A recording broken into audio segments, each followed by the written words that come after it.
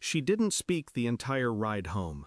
My 7-year-old sat in the back seat, face turned toward the window, watching rain smear down the glass. I asked once, "Did you have fun?" She started crying. "Daddy, Jake's dad did something bad to me." The car swerved before I caught the wheel. I didn't say a word, just drove, fast, silent, deliberate, to the ER. The nurse led her away. I stood in the hall, fists tight enough to whiten the knuckles. When the doctor came back, his eyes didn't meet mine. Behind him, a detective waited. "Sir," the doctor said quietly, "we found something inside her." He showed me. A small object, wrapped, hidden. And in that instant, my world split down the center. The detective talked. I didn't hear much. Words like forensic, chain of custody, evidence. None of it mattered.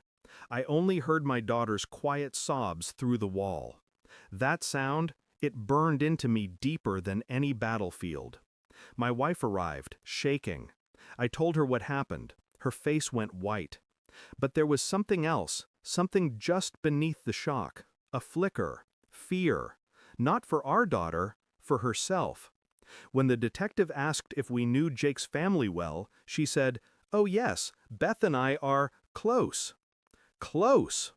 I turned to look at her. She couldn't meet my eyes. Later, while my daughter slept under sedation, I stepped outside.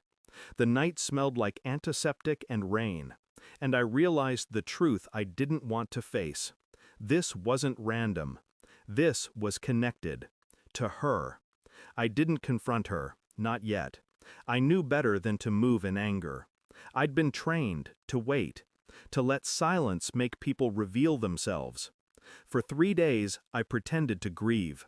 I sat at my daughter's bedside, held her hand, listened to my wife cry in rehearsed bursts, her timing too perfect. That night, I checked her phone. Hidden folder, messages deleted, but not the backups. Can't talk now, he's home. Next weekend works. And one photo, cropped tight, a hand on her thigh that wasn't mine. Jake's father, the man my daughter said hurt her. I didn't breathe for almost a minute, just stared. Then I went still. Not calm, something colder. A stillness that felt like preparation. The detective called. They'd found prints on the object. Male. But there was more. DNA analysis matched 2 contributors. Jake's father and my wife. She'd known. Maybe not the details, but enough. Enough to protect him. Enough to sacrifice silence for convenience. I didn't ask how. I didn't need to. That night I printed everything. The reports, the texts, the photo. Laid them out on the kitchen table like exhibits in a trial. When she came downstairs, half asleep, she saw them.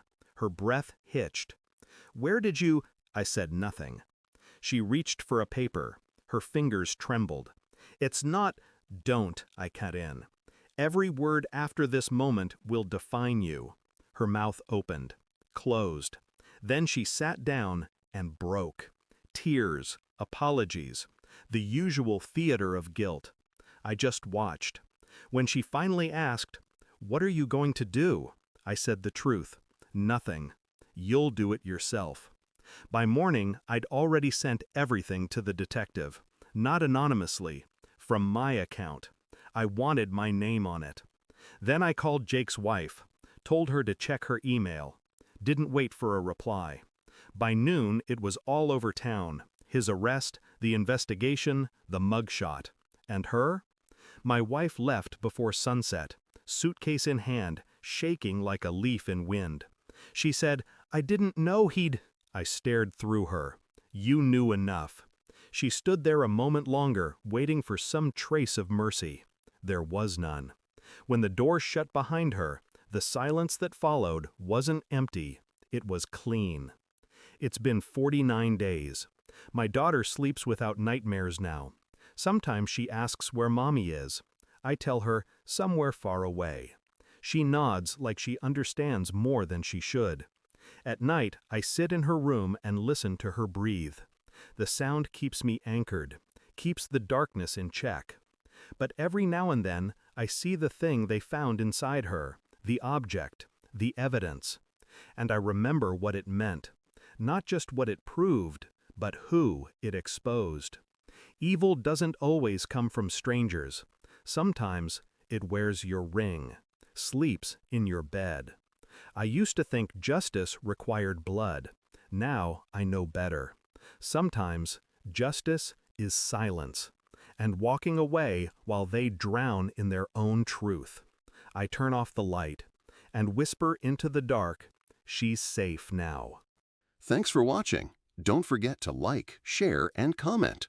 Subscribe now to Cheating Stories Insight World for more amazing stories.